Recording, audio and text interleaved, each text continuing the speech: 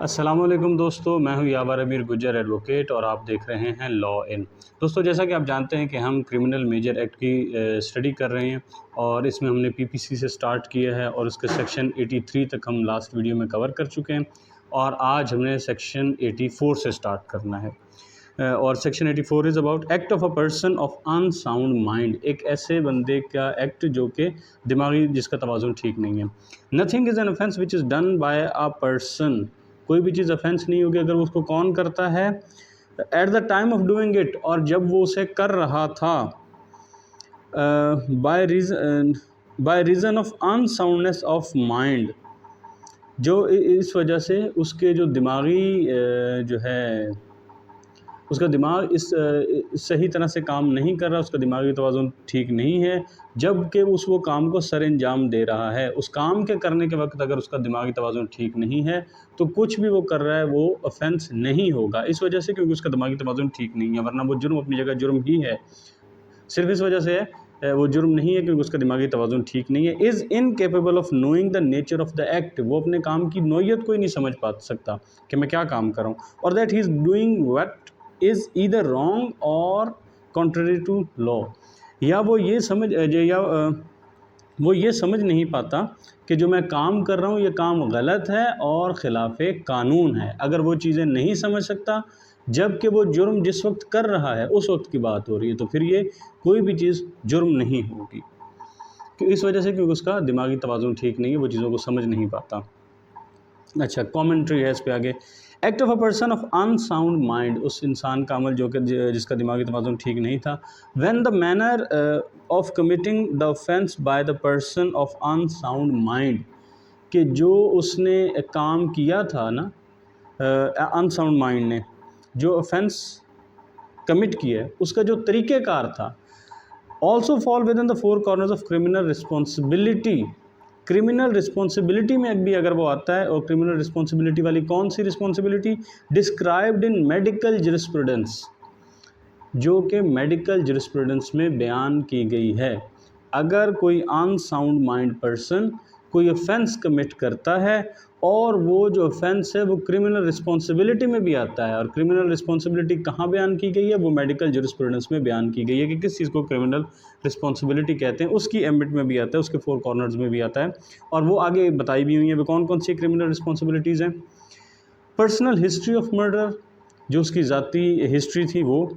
Absence of motive, कोई उसका motive नहीं था। ठीक है, ये वो बता रही है कि कौन कौन सी चीज़ें हैं जो ये बता रही है कि वो बंदा उसका अनसाउंड माइंड का था, और ये उसको क्रिमिनल रिस्पॉन्सिबिलिटी की आगे वजाहत की जा रही है कि क्या चीज़ें हैं जो उसकी क्रिमिनल रिस्पॉन्सिबिलिटी क्या बयान की गई है मेडिकल जरिस्प्रूडेंस में। क्या उसकी पर्सनल हिस्ट्री, उसका मोटिव कोई नहीं था, मकसद कोई नहीं था। एब्सेंस ऑफ सीक्रेसी, और फिर वो उसको किसी तरह से सीक्रेट रखने की भी कोशिश नहीं कर रहा, उसको छुपा भी नहीं रहा। मल्टीपल मर्डर्स, और उसने ये काम कई दफ़ा ये एक्टिविटी परफॉर्म की।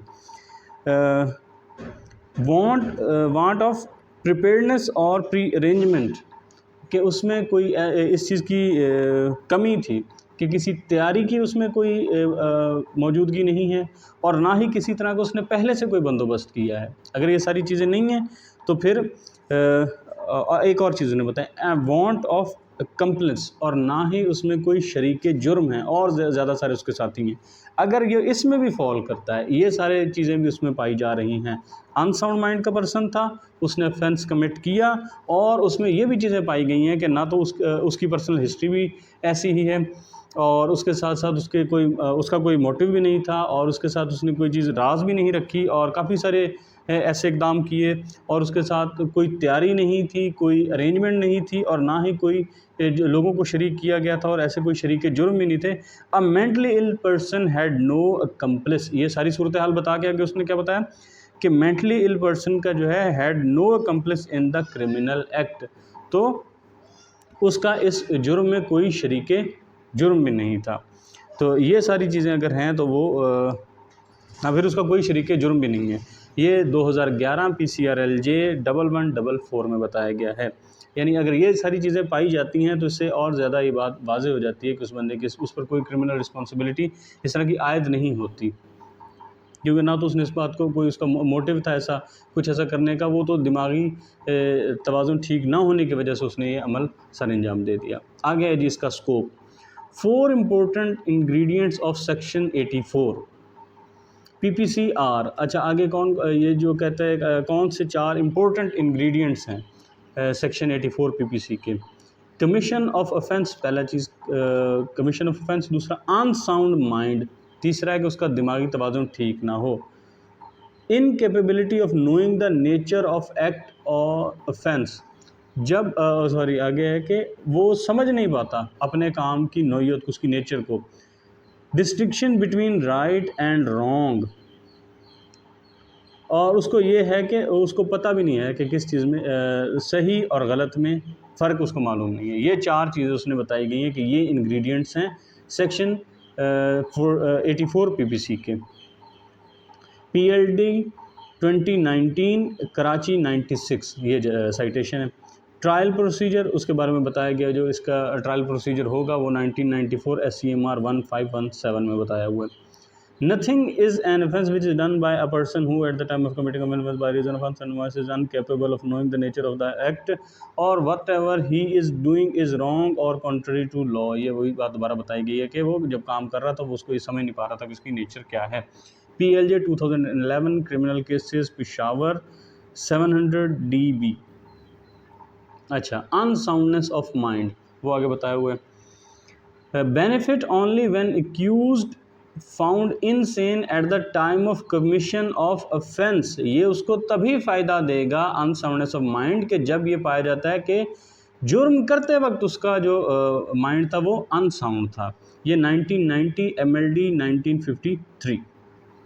Suffering from derangement of mind on some earlier occasion not sufficient, ठीक है। 1987 PCRLJ 785 की ये साइटेशन है कि अगर पहले कभी ऐसा हुआ था कि उसका दिमागी तवाज़ुन ठीक नहीं रहता था तो वो सफिशेंट नहीं होगा। उस मौके पे साबित करना है कि जब उसने वो ऑफेंस कमिट किया उस वक्त उसका माइंड अनसाउंड था या नहीं, उस मौके पे साबित करना। उससे पहले अगर उसका दिमाग ख़राब हो रहा है, ठीक हो रहा है, इस तरह वो नहीं काउंट होगा। Only legal insanity can be considered, अगर लीगली वो इनसेन है तो फिर वो कंसिडर होगा। 1988 PCRLJ 522। Crucial point when act committed, crucial इसमें अहम नुक्ता ये है कि वो एक्ट कमिट कब हुआ है। यह है NLR 1986 SCJ 65 साइटेशन है। Crucial point of time for deciding whether the benefit of section 84 should be given or not is the material time when the offense took place, कि जब ये डिसाइड करना है कि क्या जो एक्यूज्ड है उसको इसका सेक्शन 84 का जो है बेनिफिट वो देना है या नहीं, इसका जो सबसे मटेरियल टाइम है वो ये है कि ऑफेंस टुक प्लेस कब हुआ है, वो जुर्म हुआ कब है। PLD 2002 supreme court 92। Where the plea of insanity is taken, the burden of proving of such degree of insanity which exempts the accused from criminal liability is on the accused himself। जब ये plea ली जाती है ना कि वो person insane था, तो फिर अब इस डिग्री का इनसेन साबित करना कि उसको एग्जम्पशन दी जाए, इस डिग्री का इनसेन साबित करना, ये जिम्मेदारी किस पर आयद होगी? एक्यूज्ड के ऊपर ही आयद होगी। ये PLD 2002 सुप्रीम कोर्ट 92 ये थी। Medical and legal standards of insanity are not identical, ठीक है। ये भी बताया गया कि मेडिकली और लीगली जो सैनिटी के स्टैंडर्ड हैं ये आइडेंटिकल नहीं है बल्कि एक दूसरे से, यानी फिर अगर आइडेंटिकल नहीं है तो एक दूसरे से मुख्तलिफ होंगे। 2006 SCMR 1755। Such plea should be taken before the trial court, facilitating it to pass proper order for sending the accused to hospital for proper mental treatment and after recovery, summoning of the accused for the trial। ये जो plea लेनी है कि जो बंदा जिस वक्त उसने ऑफेंस कमिट किया है उस वक्त वो अनसाउंड ऑफ माइंड था और इनसेन था, अगर ये प्ली लेनी है तो ये ट्रायल कोर्ट के सामने लेनी चाहिए, फिर ट्रायल कोर्ट उसको प्रॉपर ऑर्डर देगी कि इसको जो है आप हॉस्पिटल ले जाओ, इसका प्रॉपर ट्रीटमेंट हो करो। जब उसका ट्रीटमेंट हो जाए फिर उसको दोबारा समन किया जाएगा। एक्यूज, इसकी साइटेशन थी 2005 SCMR 272। Accused must prove that at the relevant time he was laboring under such defect of reason as not knowing the nature and quality of the act he was doing।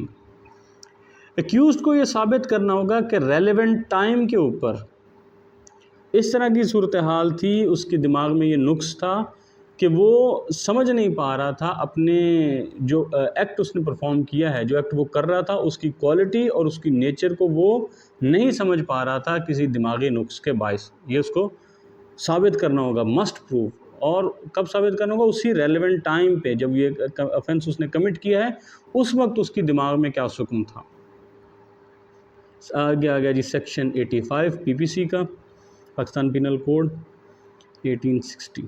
अच्छा, act of a person incapable of judgment by reason of intoxication caused against his will, वो था insane of mind. ये है कि उस बंदे को intoxicate किया गया, नशा उस पर तारी हो गया, उसको ज़बरदस्ती फोर्स किया गया, उसको इंटॉक्सिकेट किया गया और अब वो जजमेंट के काबिल नहीं है, अकली तौर पर कोई फ़ैसला नहीं कर सकता। उस इंसान के बारे में क्या है? सेक्शन 85 है। सेक्शन 84 था कि जो इंसेन पर्सन है, अनसाउंड ऑफ माइंड है, और ये है कि वो उसको नशा ऐसा पिला दिया गया कि वो अब जजमेंट नहीं कर सकता। Nothing is an offence which is done by a person who at the time of doing it is, कोई चीज़ ऑफेंस नहीं होगी जो ऐसा इंसान करे जब वो उसे कर रहा है उस वक्त, बाय रीज़न ऑफ इंटॉक्सिकेशन, नशे की वजह से, incapable of knowing the nature of the act, वो ये इस काबिल नहीं था कि वो समझ सकता कि जो वो काम कर रहा है, और that he is doing what is either wrong or contrary to law, और ना वो ये समझ सकता था कि जो मैं कर रहा हूँ वो गलत है या वो कानून के ख़िलाफ़ है। Provided that the thing was which intoxicated him was administered to him without his knowledge और अगेंस्ट हिज विल।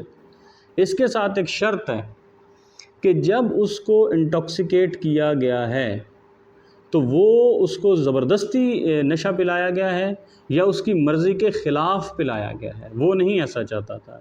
ठीक है, तो यहाँ पे ये बात साबित होगी, अगर ख़ुद से वो उसने जानबूझ के कोई नशा कर लिया तो फिर वो ये प्ली नहीं ले सकता। हाँ, उसको ये है कि अगर वो ज़बरदस्ती उसको नशा पिलाया जाता है उसकी मर्ज़ी के ख़िलाफ़, अगर उसको सॉरी, एक है विदाउट हिज नॉलेज, उसके इल्म के बग़ैर, और दूसरा है उसकी मर्ज़ी के बग़ैर, दोनों चीज़ों में फ़र्क है। एक है कि उसके इल्म के बग़ैर उसको पिला दिया और उस पर नशा तारी हो गया, दूसरा वो चाहता नहीं था, ज़बरदस्ती उसको फोर्स करके पिला दिया गया। अब इस सूरत हाल में अगर वो कोई अमल करता है तो फिर वो ऑफेंस नहीं होगा। इस पे आगे कमेंट्री है। According to section 85 of PPC, nothing is an offence which is done by a person who at the time of doing it by reason of intoxication incapable of knowing nature of act or what or that he is doing what is either wrong or contrary to law. PLJ 2019 criminal cases 558, वही बात है जो पहले है। Drug addict not covered, 1974 SCMR 295, जो drug addict है वो इसके अंदर कवर नहीं है, ये साइटेशन बताती है। मैं आगे आ गया जी section 86। Offence required a particular intent और knowledge committed by one who is intoxicated. Offence requiring a particular intent, जो ऑफेंस है उसका रिक्वायरमेंट थी कि वो एक ख़ास किस्म का मकसद चाहिए था और नॉलेज चाहिए था। कमिटेड बाय वन, उससे किया गया जिसको, जो कि उस इंसान ने सर अंजाम दिया, उस इंसान से सरजद हुआ जो कि इंटॉक्सिकेट था, नशे की हालत में था। In case where an act done is not an offence, in cases where an act done is not an offence unless, वो केसेस जहाँ पे कोई काम वो ऑफेंस नहीं होगा, unless done with a particular knowledge और इंटेंट, ता वक्त है कि उसको प्रॉपर इल्म और प्रॉपर इंटेंशन के साथ किया गया। A person who does the act in a state of intoxication shall be liable to be death with as if he had the same knowledge or as he would have had if he had not been intoxicated।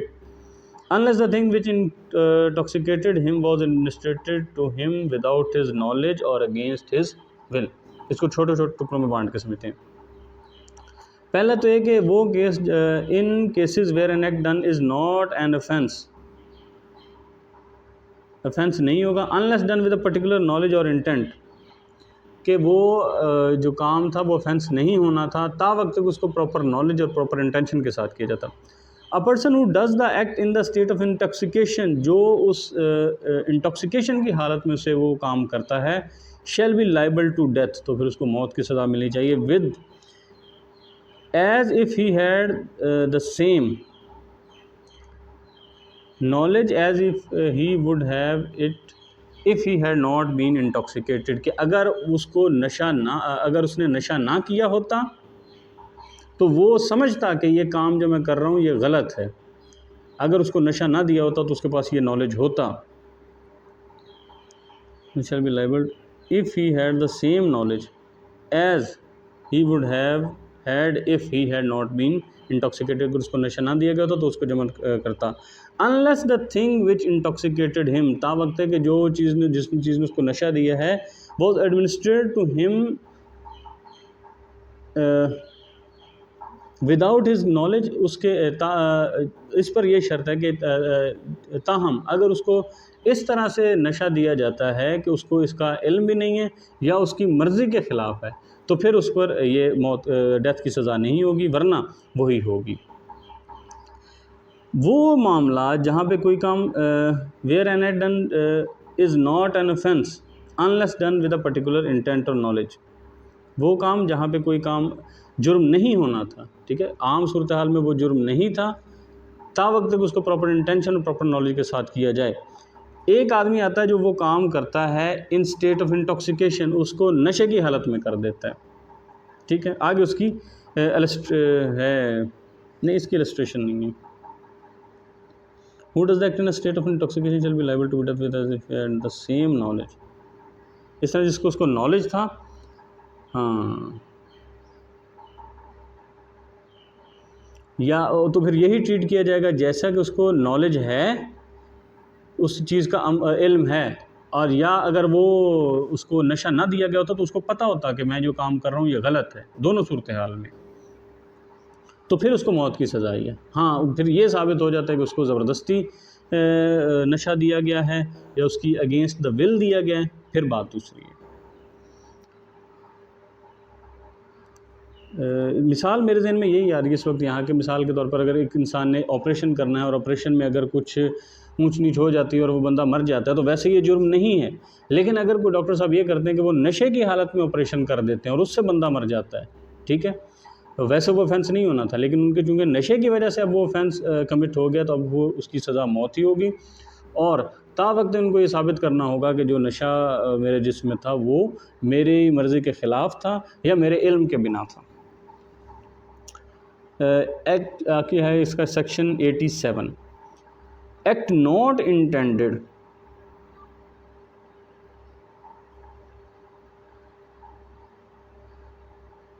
ठीक है, वही क्या है कि act कोई इस नीयत से नहीं किया गया। जब डॉक्टर साहब ऑपरेशन के दौरान या तो उनको पहले ही था कि मैंने बंदा मारना ही मारना है, तो वो एक अलग बात है, वरना जब वो कर रहे थे तब उनकी ना नॉलेज थी इस तरह की, ना उनकी इंटेंशन थी इस तरह की, लेकिन वो नशे की वजह से हो गया तो फिर उसकी सज़ा वही होगी।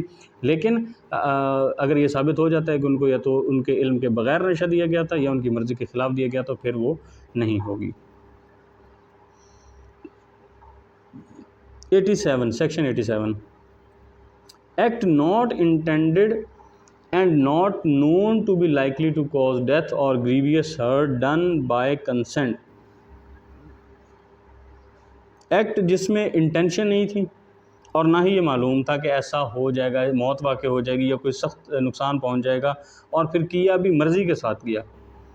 Nothing which is not intended to cause death और ग्रीवियस हर्ट, कोई भी चीज़ जो इस नीयत से नहीं की गई कि अगले बंदे को या तो मारना है या कोई सख्त किस्म का उसको ज़ख्मी करना है, and which is not known by the doer to be likely to cause death, और ना ही करने वाले को ये पता था कि इससे किसी की मौत वाक़ई हो सकती है या उसको कोई सख्त ग्रीवियस हर्ट पहुंच सकता है और grievous hurt, is an offence by reason of any harm which it may cause. तो फिर ये ऑफेंस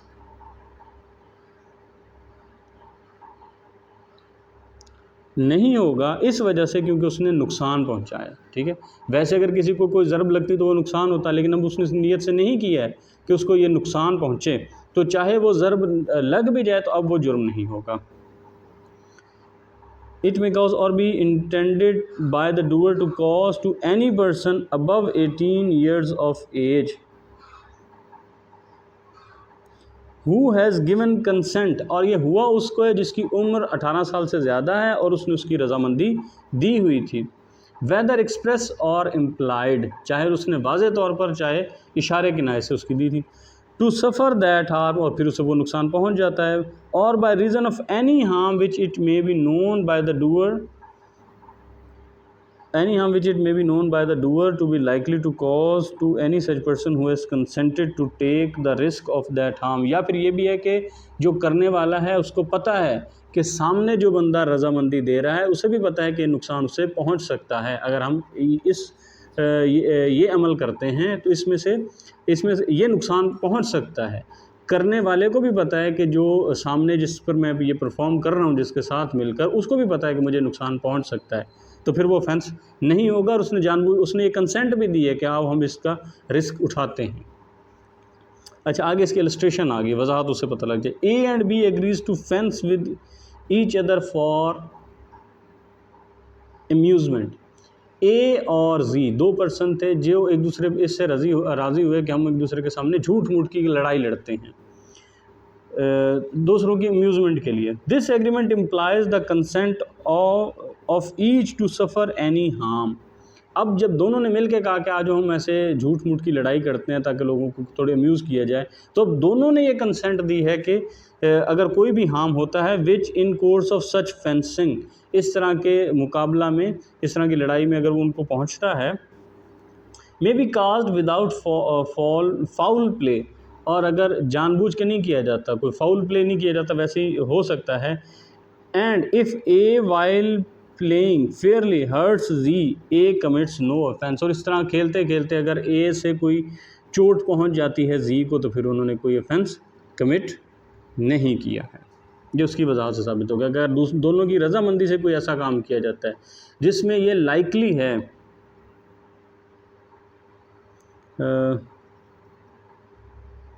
लेकिन इंटेंशन नहीं है और लाइकली है कि ऐसा नुकसान पहुंच सकता है, और वो उसकी कंसेंट देते हैं और दोनों मिल अपनी रजामंदी से करते हैं, तो फिर एक से अगर दूसरे को नुकसान पहुंचता है तो फिर वो ऑफेंस नहीं होगा।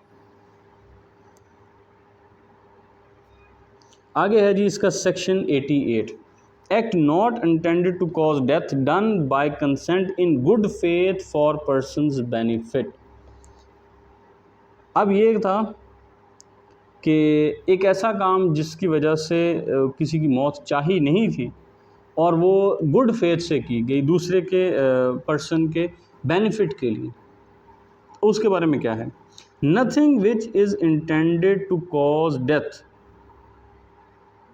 With not intended to cause death, कोई भी चीज़ जिसका मकसद ये नहीं था कि वो जुर्म हो जाए। इज़ एन ऑफेंस, कोई भी चीज़ जुर्म नहीं होगी bye reason of any harm which it may cause, इस वजह से वो जुर्म नहीं होगी जो उसने नुकसान पहुंचाया। ये है कि नहीं, उसने नुकसान तो पहुंचाया है ना, नहीं, इस वजह से वो जुर्म नहीं होगी क्योंकि वो इंटेंशन ही नहीं थी। Or be intended by the doer to cause, और ना ही और बी इंटेंडेड तो जो उसको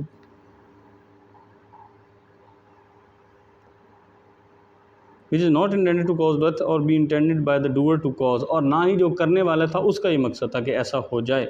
और be known by the doer to be likely to cause, और ना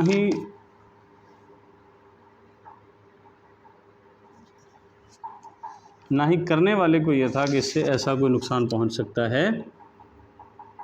to any person for whose benefit it is done in good faith, जिस पर्सन के लिए वो किया जाता है उसके गुड फेथ में।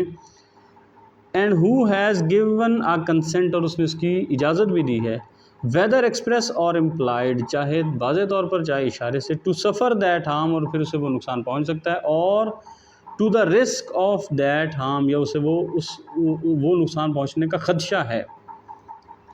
आगे इसकी इलस्ट्रेशन है, उसमें वजाहत आ जाती है। A surgeon knowing that a particular operation likely to cause death of Z, एक ऑपरेशन कर रहा है, उसको पता है कि इससे जी की मौत भी वाक़ हो सकती है। Who suffer under the painful complaint but not intending to cause Z's death, कि जिसको बहुत ज़्यादा तकलीफ़ है लेकिन वो जी की मौत नहीं चाहता। And intending in good faith Z's benefit, और जी के फ़ायदे के लिए उसका एक अच्छा गुड फेथ था उसका। Performs that operation on Z with Z's consent, तो जी की कंसेंट के साथ उसका वो ऑपरेट कर देता है। He has committed no offence, तो उसने फिर कोई जुर्म नहीं किया गया है। इनको ना दोबारा एक दफ़ा पढ़ते हैं। कौन सा था? ऑफेंस रिक्वायरिंग पर्टिकुलर नॉलेज, ये भी 86, 87, 88। बात तो इसकी मोटी मोटी यही है कि अगर उन लोगों ने मिल के जानबूझ के कोई ऐसा ख़तरा मोल लिया है तो फिर वो ऑफेंस नहीं होगा। 87 में ये आ गया, 88 में ये आ गया कि किसी की गुड फेथ में किसी के फ़ायदे के लिए कोई रिस्क लिया गया है तो वो भी ऑफेंस नहीं होगा। पहले में था कि उन्होंने अपनी रजामंदी से अम्यूज़मेंट के लिए, किसी भी चीज़ के लिए, दोनों ने अपनी रजामंदी से कोई रिस्क उठाया, चाहे एक्सप्रेस हो या इम्प्लाइड हो, ये कंसेंट उन्होंने दी थी कि हम ये उठाते हैं रिस्क, तो भी वो ऑफेंस नहीं होगी। दूसरा ये कि उसकी फ़ायदे के लिए अगर कोई उसकी कंसेंट के साथ कोई ऐसा इकदाम किया गया तो फिर वो भी जो है वो जुर्म नहीं होगा। ये था। 86 में ये है कि in the state of intoxication shall be liable to be death with, उसको मौत मिलेगी जैसा कि उसको ये करने का if had the same knowledge.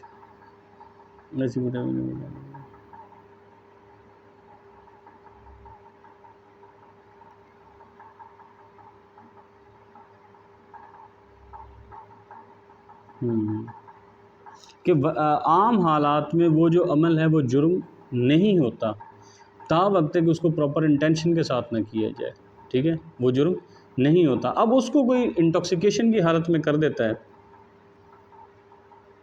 तो फिर उसकी मौत सज़ा होगी, और ऐसा ही समझा जाएगा कि उसको इसका इल्म था, और या अगर वो इंटॉक्सिकेटेड नहीं होता तो उसको इसका इल्म होता।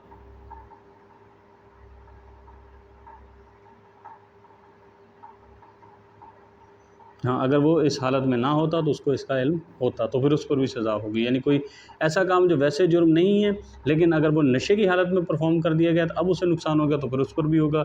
दूसरा ये है कि कोई ऐसा काम है जो रजामंदी से किया जाता है, अब खुद ये कंसेंट देते हुए अपने आप को इस ख़तरे में डाला गया तो फिर वो भी जुर्म नहीं होगा। तीसरी चीज़ ये आ गई कि अगर कोई चीज़ इस तरह से की गई कि जिसमें दूसरे का फ़ायदा इंटेंडेड था, फ़ायदा सोचा गया था, ये मकसद था, लेकिन उसका बेशक नतीजा उल्ट भी निकल आता तो भी वो ऑफेंस नहीं होगी अगर वो गुड फेथ में की गई। आगे आ गया जी section 89। Act done in good faith for benefit of child or insane person by और बाय कंसेंट ऑफ गार्डियन, कि अगर कोई काम किसी चाइल्ड के बेनिफिट के लिए या किसी इंसेन पर्सन के बेनिफिट के लिए किया जाता है उसकी कंसेंट से या उसके गार्डियन की कंसेंट से। Nothing which is done in good faith for the benefit of a person under 12 years of एज और ऑफ अनसाउंड माइंड बाय और बाय कंसेंट ईदर एक्सप्रेस और इम्प्लाइड ऑफ द गार्डियन और other person having lawful charge of that person is an offence by reason of any harm which it may cause or be intended by the doer to cause। अच्छा हाँ, यहाँ से इसको थोड़ा सा समझना पड़ना है। ये जो है ना, और be intended by the doer, यहाँ से आके फ़िक्र को पीछे किसी के साथ मिला के पढ़ना है, फिर ये ना क्लियर होना है। टू कॉज और be known by the doer to be likely to cause to that person. अच्छा, बात इसमें ये हो रही है कि अगर कोई भी ऐसी चीज़ ऑफेंस नहीं है जो किसी ऐसे शख्स के फ़ायदे के लिए की जाती है जो कि जिसकी उम्र 12 साल से कम है या उसका दिमागी तवाज़ुन ठीक नहीं है, किसके साथ, उसकी ईदर एक्सप्रेस और इम्प्लाइड ऑफ द गार्डियन, उसके गार्डियन की एक्सप्रेस या इम्प्लाइड कंसेंट के साथ, या वो उस इंसान की कंसेंट के साथ जो उसका लॉफुल इंचार्ज है उसके साथ। इज़ एन ऑफेंस, वो ऑफेंस नहीं होगा। Bye reason of any harm which it may cause, कोई भी ऐसी वजह से कि वो जो नुकसान उसको पहुंच सकता था उसकी वजह से वो ऑफेंस नहीं होगा। और be intended by the doer to cause, be known by the doer to be likely to cause, हाँ, और be known by the doer, और वो जानता था कि ऐसा हो सकता है, टू दैट पर्सन, उसको, उसकी इंटेंशन नहीं थी, करने वाला जो था उसकी इंटेंशन नहीं थी कि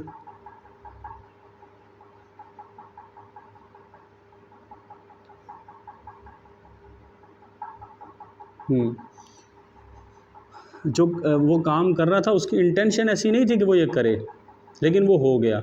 लेकिन ये है कि उसको पता था कि ऐसा हो सकता है, तो फिर वो चीज़ कैसा इस इंसान को नुकसान पहुंच सकता है, लेकिन मेरी इंटेंशन नहीं है, मैं ये काम करूं, उसके दोनों नतीजे निकल सकते हैं, ये इसका फ़ायदा भी हो सकता है और उसका नुकसान भी हो सकता है, दोनों उसको पता है। फिर उसने उसके गार्डियन से उसकी कंसेंट ली, या जो उसका लॉफुल इंचार्ज था उससे उसकी कंसेंट ली, उसके बाद उसने वो एक्टिविटी परफॉर्म की, तो अब वो ऑफेंस नहीं होगी। ठीक है,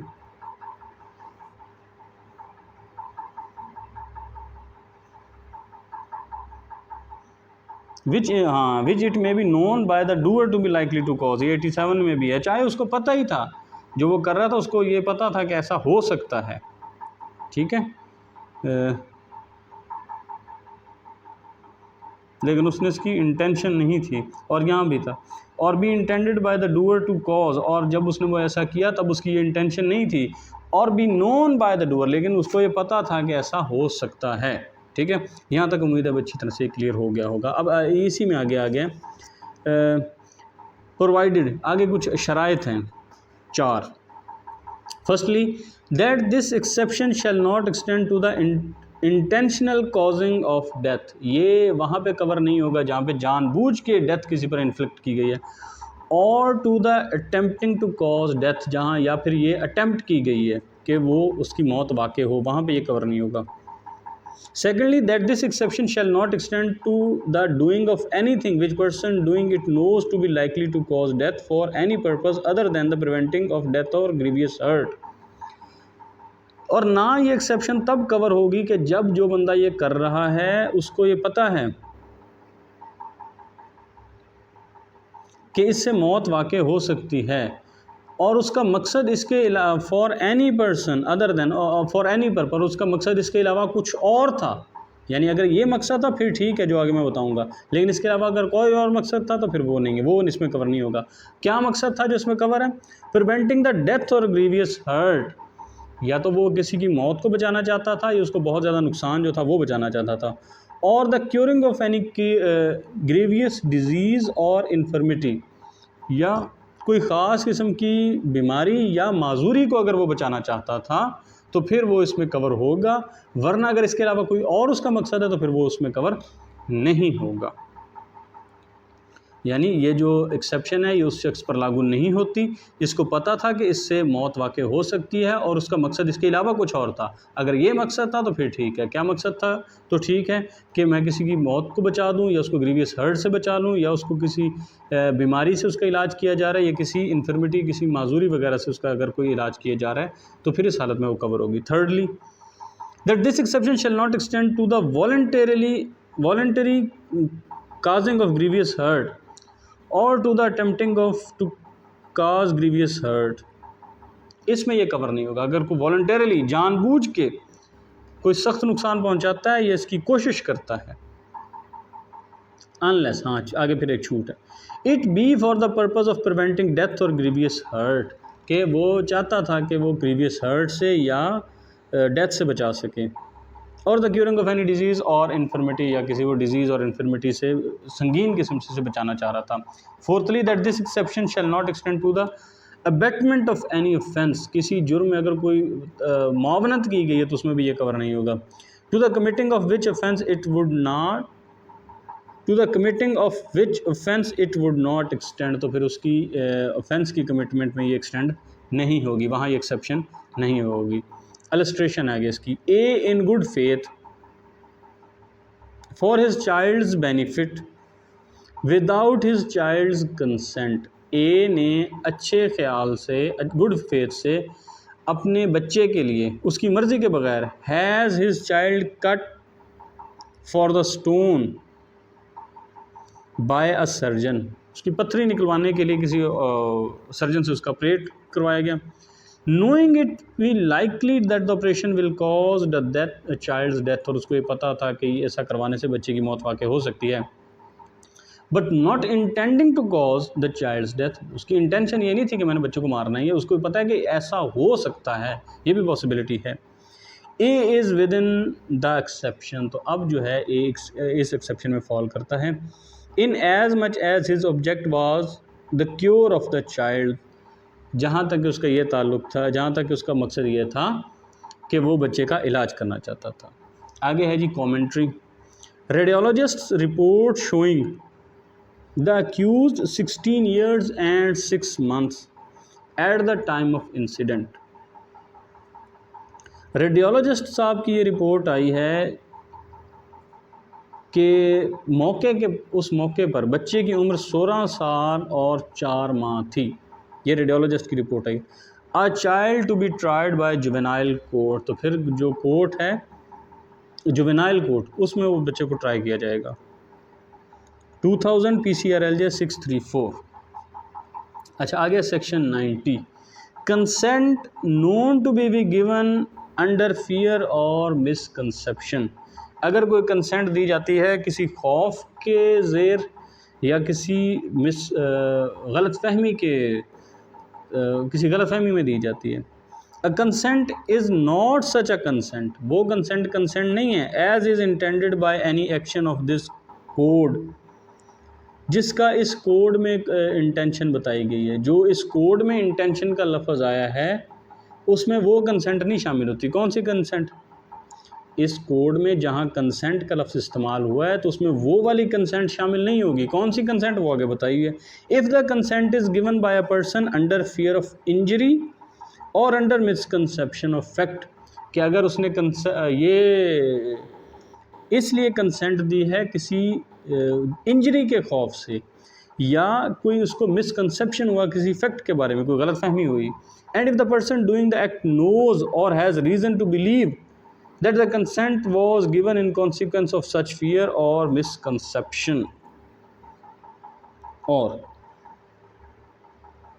या फिर ये कि वो जो बंदे जिसने कंसेंट ली है उसको पता है कि जो कंसेंट है उसके पास ये रीज़न टू बिलीव है, या वो जानता है या उसके पास ये रीज़न टू बिलीव है कि ये जो कंसेंट दी गई है ये किसी डर या किसी मिसकंसेप्शन के बायस दी गई है।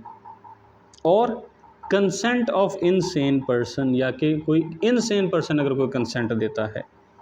If the consent is given by a person who from unsoundness of mind or intoxication is unable to understand the nature and consequence of that to which he gives his consent, कि अगर कोई ऐसा person अपनी consent देता है जिसका जो insane है, माइंड उसका सही तरह से काम नहीं करता या वो नशे की हालत में है और वो ये समझने के काबिल ही नहीं है कि मैं किस चीज़ की कंसेंट दे रहा हूँ, तो फिर वो कंसेंट नहीं काउंट होगी।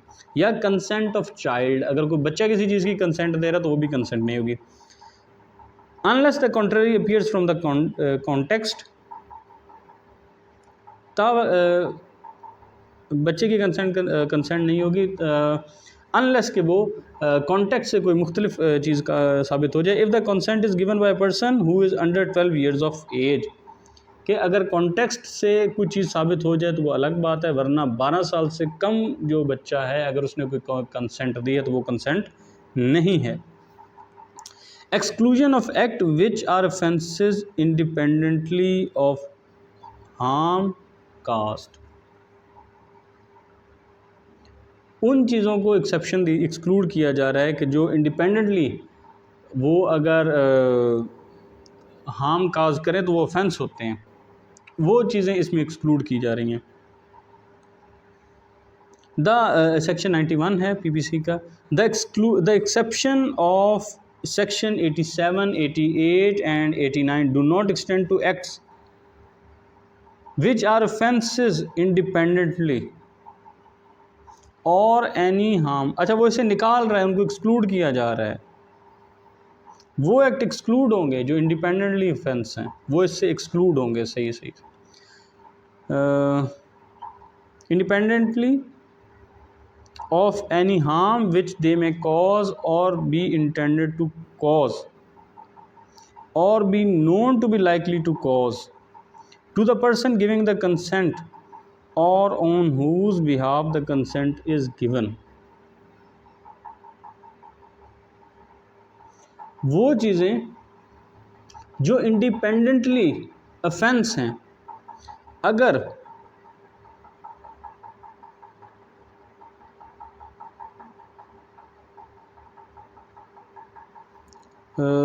वो इसमें ऑफेंस नहीं, ये चीज़ें उसमें नहीं है। ये जो एक्सेप्शन है 87, 88, 89 की, ये उन ऑफेंसेस को कवर नहीं करती जो कि इंडिपेंडेंटली अपने आप में ऑफेंस हैं, जो वो कर सकती हैं, वो जो नुकसान पहुंचा सकती हैं, जो उसका नतीजा, जो इंटेंशन हो कि ये नुकसान पहुंचाना है उसमें, या जिसमें ये लाइकली है टू बी नोन कि इससे ये नुकसान पहुंच सकता है।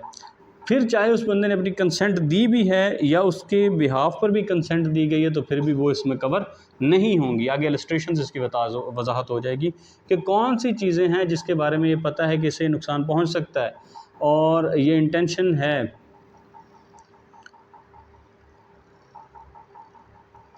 हाँ, वो इंडिपेंडेंटली अगर वो ऑफेंस हैं, उसे पता है कि नुकसान पहुंच सकता है, फिर चाहे उसकी कंसेंट भी दी गई है तो भी वो कंसेंट नहीं होगी। ठीक है, चाहे इसमें था पेरेंट की तरफ से दी गई है, उसमें चाहे पेरेंट भी कंसेंट देंगे तो भी वो काउंट नहीं होगी। कौन सी? वो इलस्ट्रेशन से सारी बात हो जाती है।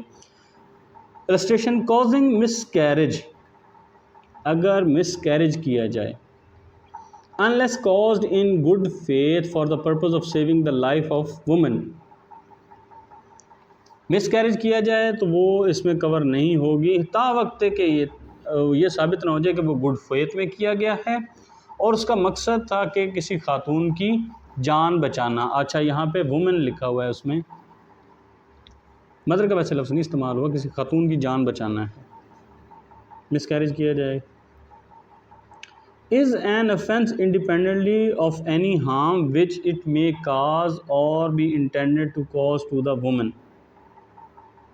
अच्छा, मिसकैरेज जो है वो इंडिपेंडेंटली एक ऑफेंस है ऑफ एनी हार्म। अच्छा, independently of any harm which it may cause or intended to cause to the woman, उससे के अलावा भी ये ऑफेंस है। ठीक है, जो मिसकैरेज है वो अपने आप में भी एक ऑफेंस है, अगर वो इससे इंडिपेंडेंट भी है कि खातून को कोई नुकसान पहुंचाना था या उसकी कोई इंटेंशन थी। Therefore it is not an offence by reason of such harm, तो वो उस हार्म की वजह से ऑफेंस नहीं है। And the consent of the woman or of her guardian to the causing of such miscarriage does not justify the act, तो फिर वो खातून चाहे उसकी कंसेंट देती है, चाहे उसके गार्डियन उसकी कंसेंट देते हैं, तो फिर वो इसको जस्टिफाई, उनका ये अमल जस्टिफाई नहीं किया जा सकता, इस तरह का जो मिसकैरेज है।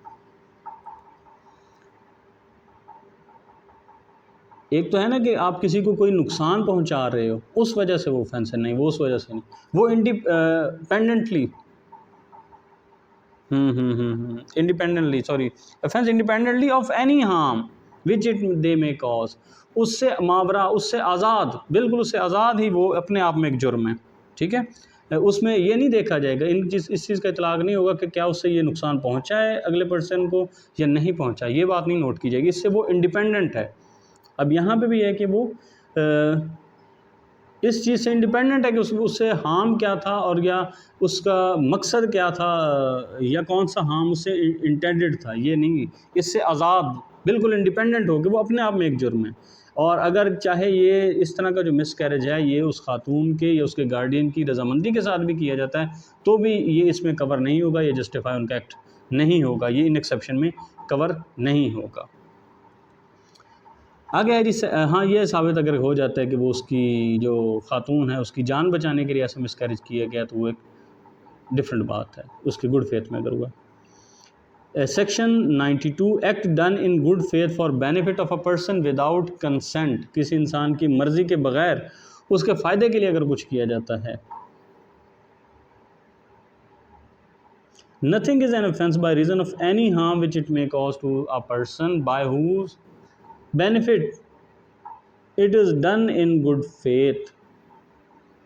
इस वजह से, जैसे ये ना कि अगर आपकी इंटेंशन भी है कि इससे किसी को भी नुकसान पहुंच सकता है, तो उस वजह से ये जुर्म नहीं होगा, क्योंकि इससे उस बंदे को फ़ायदा पहुंचा है, जिस बंदे को फ़ायदा पहुंचा है उसकी गुड फेथ में किया गया है। Even without the person's consent, हत्ता कि उसकी रजामंदी के बगैर भी, if the circumstances are such that it is impossible for the person to signify consent, और हालात ऐसे थे कि ये मुमकिन नहीं है कि वो बंदा बता सकता कि मेरी कंसेंट है इसमें, और if that person is incapable of giving consent, और ना वो बंदा फिर इस काबिल है या फिर वो बंदा इस काबिल नहीं है कि वो अपनी कंसेंट दे सके, और हैज़ नो गार्डियन और other person in lawful in charge of him from home it is possible to obtain consent in time for the thing to be done with benefit, और ना कोई ऐसी सूरत हाल थी कि उसका कोई गार्डियन था कि उससे कंसेंट ली जाती, या उसका कोई लॉफुल इंचार्ज था जिससे कंसेंट ली जाती जब वो काम किया जा रहा है, उस वक्त ऐसा नहीं था, तो फिर वो चीज़ कंसेंट नहीं थी जो उसके फ़ायदे के लिए की जा रही थी। प्रोविजोज, इसके ऊपर उसने कुछ शराइत लगाई हुई हैं। Firstly that this exception shall not extend to the intentional causing of death or the attempting of causing death, कि ये उसमें नहीं होगा कि अगर जानबूझ के उसकी डेथ मकसद थी, मुराद थी, फिर नहीं है, या फिर ऐसे ही करने की अगर कोशिश की है तो उसमें ये कवर नहीं होगा। फिर यानी ये कि कोई ऐसा काम करना चाहे उसकी मर्ज़ी के ख़िलाफ़ कर देना, क्योंकि हालात ऐसे हैं कि वो बंदा अपनी कंसेंट नहीं दे सकता और ना उसका कोई गार्डियन या लॉफुल इंचार्ज उसकी कंसेंट दे सके, फिर उसकी बग़ैर उसकी मर्ज़ी के हमने वो अमल कर दिया जो कि हमने समझा कि उसके फ़ायदे के लिए था। लेकिन इसमें कौन कौन सी चीज़ें नहीं कवर होंगी कि जो जानबूझ के मकसद ही ये था उसको कत्ल करना या उसकी कोशिश करना, वो कवर नहीं होगा। Secondly that this exception shall not extend to the doing of anything which the person doing it knows to be likely to cause death for any purpose other than the preventing the death or grievous hurt or the curing of any disease, grievous disease or infirmity। उसमें ये cover नहीं होगा जहाँ उसको पता था कि इससे ये नुकसान पहुँच सकता है और उसका मकसद इसके अलावा कुछ था, किसके अलावा, उसकी जान बचाने या उसकी किसी इंजरी से बचाने या किसी ग्रीवियस डिजीज़ के क्योर या इन्फर्मिटी के क्योर के लिए अगर नहीं किया उसने तो फिर कवर नहीं है। अगर इसके लिए किया है, जान बचाने के लिए किया, तो फिर वो कवर है। Thirdly that this exception shall not extend to voluntary causing of hurt or the attempting of causing hurt for any purpose other than preventing of death or hurt, कि कोई जानबूझ के किसी को कोई नुकसान पहुंचाया जाता है अदर देन इसके कि उसको हर्ट से या मौत से बचाया जा रहा था। फोर्थली है that this exception shall not extend to abetment of any offence to the committing of which offence it would not extend, कि अगर किसी को जुर्म की मुआवनत के लिए ऐसा कुछ किया जा रहा है तो उसमें भी ये कवर नहीं होगा। आगे इसकी इलस्ट्रेशंस दी हुई हैं, वजाहतें दी हुई हैं। A Z is thrown from his horse, Z को उसके घोड़े से गिर गया वो, एंड इज़ इनसेंसिबल, और अब वो इनसेंसिबल है। A surgeon find that Z required to be trepanned, ये क्या होता है, TREPANN,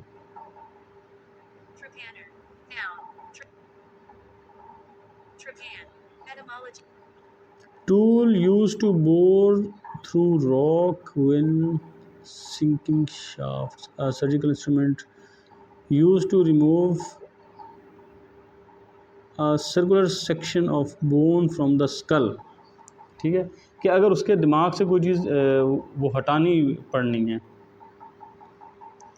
A not intending Z's death, it depends होता है कि किसी के कोई ऐसा टूल सर्जिकल इंस्ट्रूमेंट है जिसको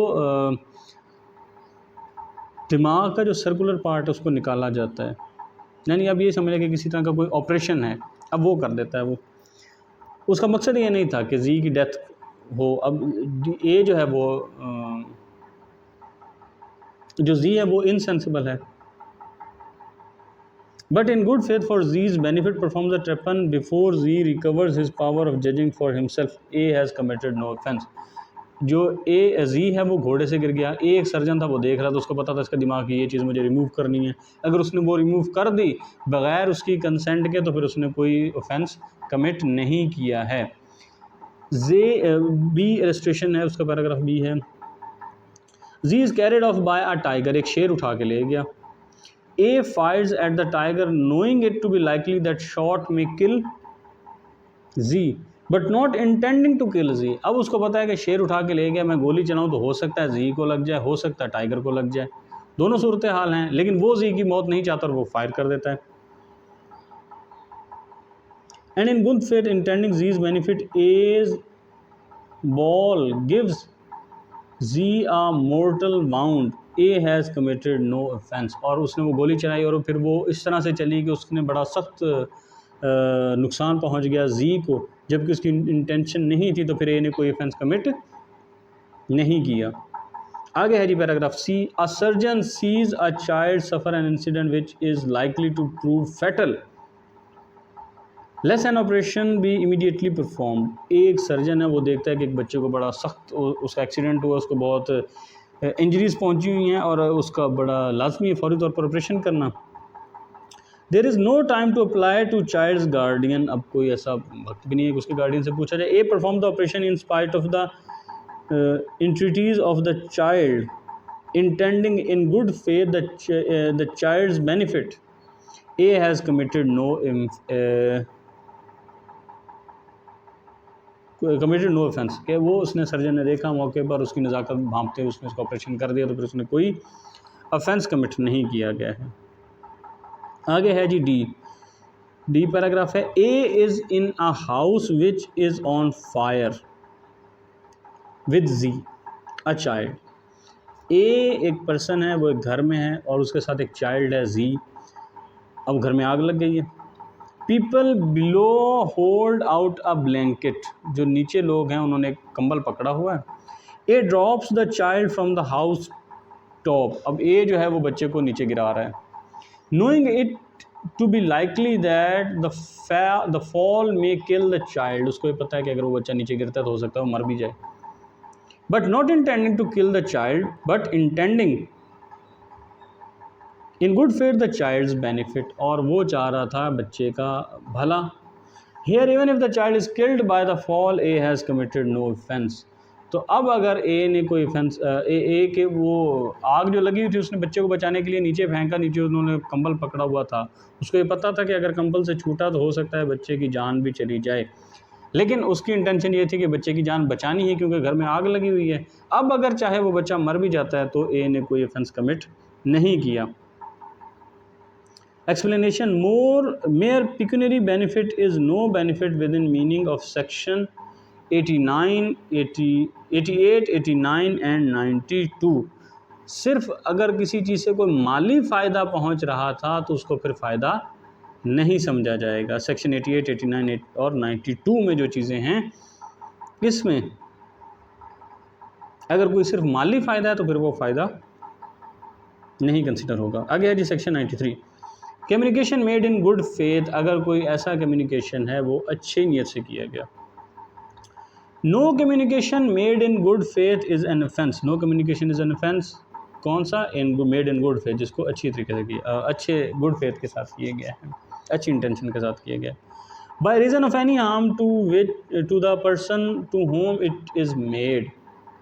अगर वो उसको कुछ नुकसान पहुंचा देता है उस रीज़न से वो ऑफेंस नहीं होगा। If it is made for the benefit of that person, अगर वो उस इंसान के फ़ायदे के लिए किया गया है, अगर कोई ऐसा कम्युनिकेशन है जो उस इंसान के फ़ायदे के लिए किया गया है चाहे उसको नुकसान भी पहुंचा देता तो फिर वो ऑफेंस नहीं हुआ है। इलस्ट्रेशन आगे उसकी वजाहत है। A surgeon in good faith communicates to the patient his opinion that he can not live. एक सर्जन था, उसने अपने पेशेंट को बता दिया कि अब आप मज़ीद ज़िंदा नहीं रह सकते। The patient dies in consequence of the shock. अब इस शॉक से वो मर गया। A has committed no offence. तो फिर ए ने कोई ऑफेंस कमिट नहीं किया। Though he knew it to be likely that the communication might cause the patient's death. अगरचे वो ये जानता था, बेशक वो ये जानता था कि अगर मैं ऐसा कहता हूँ तो हो सकता है इससे इस इंसान की जान ही चली जाए इस कम्युनिकेशन की वजह से, तो भी उसने कोई ऑफेंस कमिट नहीं किया है। तो ये हमने सेक्शन जो है 93 वहाँ तक कवर कर लिए। इंशाल्लाह नेक्स्ट वीडियो में हम इसको यहाँ से आगे स्टार्ट करेंगे।